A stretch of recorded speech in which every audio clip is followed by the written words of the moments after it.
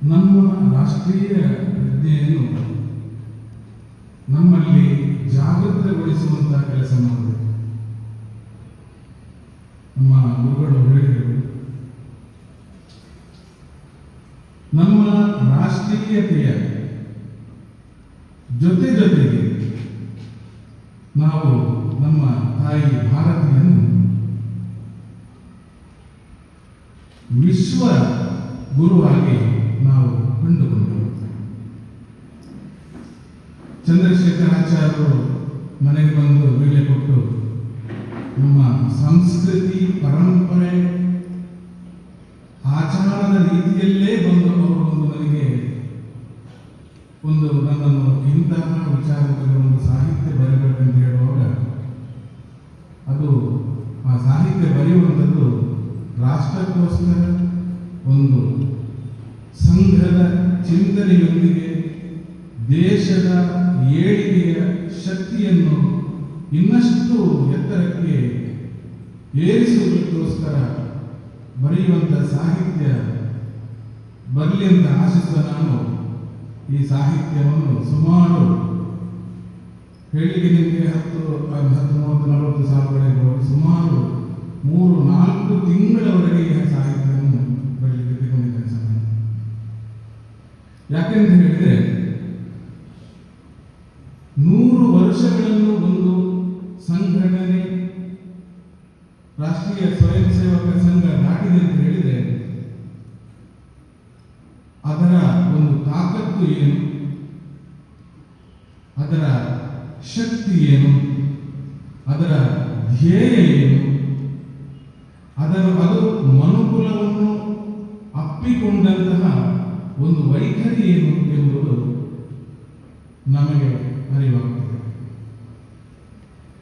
Doctor ಜಿಯವರು ರಾಷ್ಟ್ರೀಯ ಸ್ವಯಂ ಸೇವಕ ಸಂಘದ ಎಲ್ಲ ವಿಚಾರಧಾರೆಗಳನ್ನು ನಿಮಗೆ ಹೇಳಿ ತಿಳಿಸಿದ್ದಾರೆ. ಆದರೆ ನಾನು ನನ್ನ ಸಾಹಿತ್ಯದಲ್ಲಿ ಈ ಪಂಚ ಪರಿವರ್ತನೆಗಳು, ಪಂಚತಂತಿಗಳು, ಪಂಚ ಸೂತ್ರಗಳು ಈ ನಿಟ್ಟಿನಲ್ಲಿ ಸಾಹಿತ್ಯವನ್ನು ಬರೆಯುವ ಪ್ರಾಮಾಣಿಕ ಪ್ರಯತ್ನವನ್ನು ಮಾಡಿದೆ. ಗುಣಾತ್ಮಕವಾದ ಚಿಂತನೆ, ಗುಣಾತ್ಮಕವಾದ ಏಳಿಗೆ ಮನುಕುಲದ ಜೊತೆಗೆ ಪ್ರತಿಯೊಂದು ಪ್ರಾಣಿ ಪಕ್ಷಿಗಳಲ್ಲೂ ಪರಿಸರ, ಪ್ರಕೃತಿ, ನೆಲ, ಜಲ ಅದರ ಜೊತೆಗೆ ರಾಷ್ಟ್ರೀಯತೆಯನ್ನು ಒಗ್ಗೂಡಿಸಿಕೊಂಡು ನಾವು ಬೆಳೆಯಬೇಕೆಂಬುದು ಈ ಚಿಂತನೆಯ ಒಂದು ಅಂಗ. ಡಾಕ್ಟರ್ ಜಿಯವರು ಹೇಳಿದರು, ಚಂದ್ರಶೇಖರ್ ಅವರು ಇದರ ಹಿಂದೆ ಭಾರಿ ಕೆಲಸ ಮಾಡಿದ್ದಾರೆ ಅಂತ. ಒಂದು ನಮ್ಮ ದೇಶದ ಒಂದು ಸತ್ಪ್ರಜೆಯಾಗಿ ಸರಳ ಸಜ್ಜನಿಕೆಯ ಬದುಕನ್ನು ನಡೆಸಿಕೊಂಡು ವ್ಯಕ್ತಿಯಿಂದ ಶಕ್ತಿಯಾಗಿ ಬೆಳಿಬೇಕಾದ್ರೆ ಅಲ್ಲಿ ಒಂದು ಚಿಂತನೆಯ ಪ್ರಭೆ ಬೇಕು. ಅದು ಎಲ್ಲರಿಗೂ ಆ ಒಂದು ಆಶೋತ್ತರಗಳು ಬರಲಿಕ್ಕೆ ಸಾಧ್ಯ ಇಲ್ಲ. ಅವರು ತಾನು ಏನಾದರೂ ನಮ್ಮ ದೇಶಕ್ಕೆ ಕೊಡಬೇಕು, ಈ ಸಂಘದ ಬಗ್ಗೆ ಏನಾದರೂ ಜನಕ್ಕೆ ಇನ್ನಷ್ಟು ಮಾಹಿತಿಯನ್ನು ಕೊಡಬೇಕು ಅಂತ ಹೇಳುವಾಗ ಸಾಹಿತ್ಯವನ್ನು ಆಯ್ಕೆ ಮಾಡಿಕೊಂಡು ಸಾಹಿತ್ಯದ ಜೊತೆಗೆ ಸಂಗೀತ, ಅಲ್ಲಿ ಬರುವಂತಹ ವಂಶಿ ಇರಬಹುದು ಅಂದರೆ ಕೊಳಲು, ಅಲ್ಲಿ ಬರುವಂತಹ ಶಂಖನಾದ ಇರಬಹುದು, ಅಲ್ಲಿ ಬರುವಂತಹ ತಾಳ ಇರಬಹುದು. ಯಾಕೆಂತ ಹೇಳಿದ್ರೆ ಈ ಪಂಚಸೂತ್ರಗಳಲ್ಲಿ ಕೌಟುಂಬಿಕ ಒಗ್ಗಟ್ಟನ್ನು ತಿಳಿಸುವಂತಹ ವಿಚಾರಗಳಲ್ಲಿ ಭಾಷಾ ಅಂದರೆ ಭಾಷೆ, ಮಾತೃಭಾಷೆ, ಭೂಷ ಅಂತ ಹೇಳಿದ್ರೆ ಭೂಷಣ ನಮ್ಮ ವಸ್ತ್ರ ಸಂಹಿತೆ, ಭಜನ ಅಂತ ಹೇಳಿದ್ರೆ ಭಜನೆ ಅಂದ್ರೆ ನಮ್ಮ ಆರಾಧನಾ ಸಂಸ್ಕೃತಿ, ಬಹು ಆರಾಧನಾ ಸಂಸ್ಕೃತಿ ಇರುವಂಥದ್ದು ನಮ್ಮ ದೇಶ. ಭಜನ ಅನಂತರ ನಮಗೆ ಭೋಜನ ನಮ್ಮ ಆಹಾರ ಸಂಸ್ಕೃತಿ, ಭ್ರಮಣ ಅಂತ ಹೇಳಿದ್ರೆ ನಾವು ಕೌಟುಂಬಿಕವಾಗಿ ಹೇಗೆ ಒಂದು ನಾವು ಎಲ್ಲರೂ ಸೇರಿಕೊಂಡು ಹೋಗೋದು ಅಂತ ಹೇಳಿದ್ರೆ ಕುಟುಂಬದೊಂದಿಗೆ ರಾಷ್ಟ್ರೀಯತೆಯಲ್ಲೇ ಸುಖಿನೋ ಭವಂತು, ಸರ್ವೇ ಜನ ಸುಖಿನೋ ಭವಂತು ಅಂತ ಹೇಳಿಕೊಂಡು ಬಂದವರು.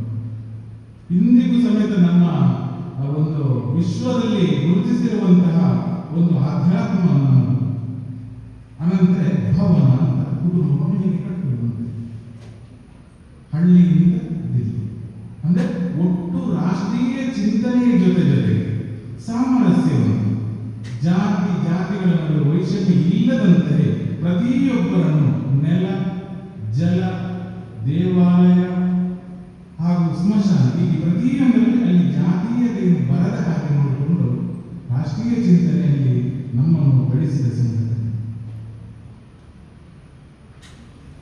ನಮ್ಮ ಸಂಸ್ಥಾಪಕರಾದ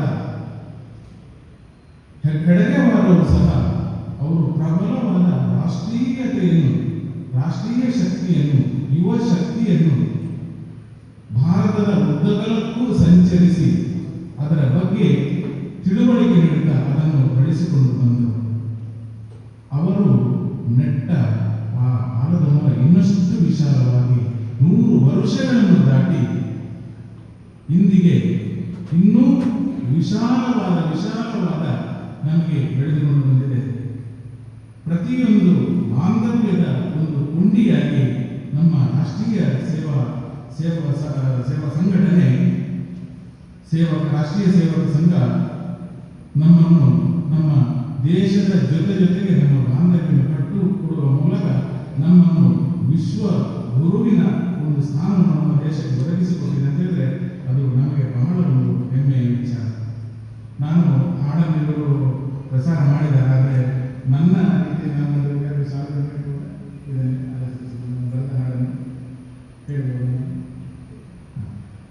ಈ ದೇಶ ನಮ್ಮ ದೇಶ, ಇಲ್ಲಿ ನಮ್ಮ ಅಂತ ಬರ್ತದೆ, ನನ್ನ ಅಂತ ಇಲ್ಲಿ ಬರುವುದು.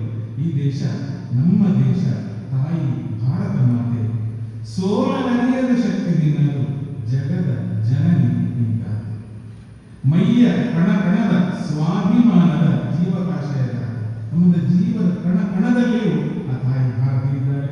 ವಿಶ್ವ ಗುರುವಾಗಿ ನೀನು ನಲಿಯಲು ಧನ್ಯ ನೀನು ವಿದ್ಯಾರ್ಥಿ.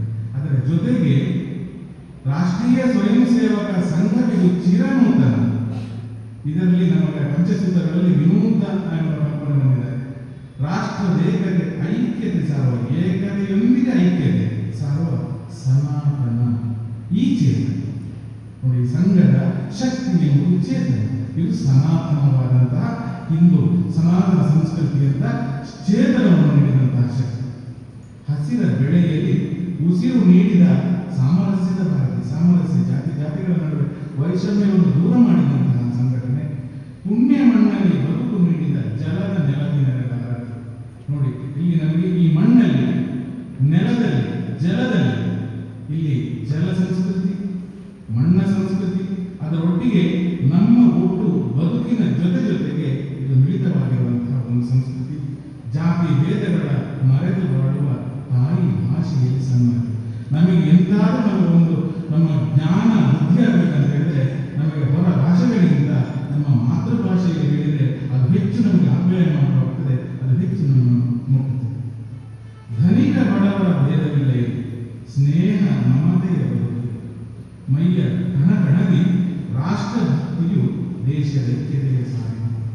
ನಾವು ಬಳಸುವ ವಸ್ತುಗಳಿಗೆ ನೋಡಿ, ಸ್ವದೇಶಿ ಅಂತ ನಮ್ಮದೇ ದೇಶದಲ್ಲಿರುವ ತಯಾರಾಗುವ ವಸ್ತುಗಳು. ನಾವು ಬಳಸುವ ವಸ್ತುಗಳಲ್ಲಿ ಸ್ವದೇಶಿ ಎಂಬ ಮಹತ್ವವಿದೆ. ಸಾಮಾಜಿಕ ಸೇವೆಗಳಲ್ಲಿ ಬದುಕು ಸಾರ್ಥಕ. ಒಂದು ಬದುಕು ಸಾರ್ಥಕ ಕಾಣಬೇಕಂತಂದ್ರೆ ನಿಷ್ಕಲ್ಮಶವಾದ ಪ್ರೀತಿ ಇರುವಂತಹ, ಸಾಮಾಜಿಕ ಕಳಕಳಿ ಇರುವಂತಹ ಸೇವೆ ನಮ್ಮ ರಾಷ್ಟ್ರೀಯ ಸ್ವಯಂ ಸೇವಕ ಸಂಘ. ವಿಶ್ವದೆಲ್ಲೆಡೆಗೆ ಶಾಖೆಯ ಹರಡಿರುವ ಮಾನವೀಯತೆಗೆ ನನಗಿದೆ.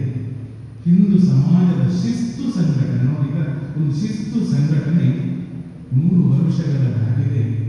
ದೇಶದ ಉನ್ನತಿಗೆ ಹೆಗಲು ಕೊಡಲು ತಾರತಮ್ಯಗಳು ಸರಿದಿವೆ. ನಮ್ಮ ದೇಶದ ಏಳಿಗೆ ಜೊತೆಗೆ ನಾವು ಹೋಗಬೇಕಾದ್ರೆ ತಾರತಮ್ಯಗಳನ್ನು ಮೀರಿದಂಥ ಭಾವ ನಮ್ಮೆಲ್ಲರಿಗಿದೆ.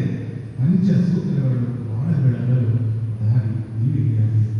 ಈ ಪಂಚಸೂತ್ರಗಳಿದೆಲ್ಲ ನಮ್ಮ ಬದುಕನ್ನು, ನಮ್ಮ ಬೆಳಗಿಸಲಿಕ್ಕೆ, ನಮ್ಮ ಬದುಕನ್ನು, ನಮ್ಮ ಆಲೋಚನೆಗಳನ್ನು, ನಮ್ಮ ಚಿಂತನೆಗಳನ್ನು ಬೆಳಗಿಸಲಿಕ್ಕೆ ಅದೊಂದು ದಾರಿ ದೀಪ ಆಗಿದೆ.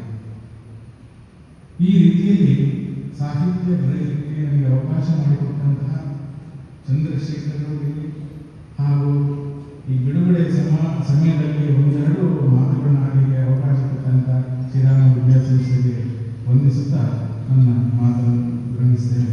ಧನ್ಯವಾದ.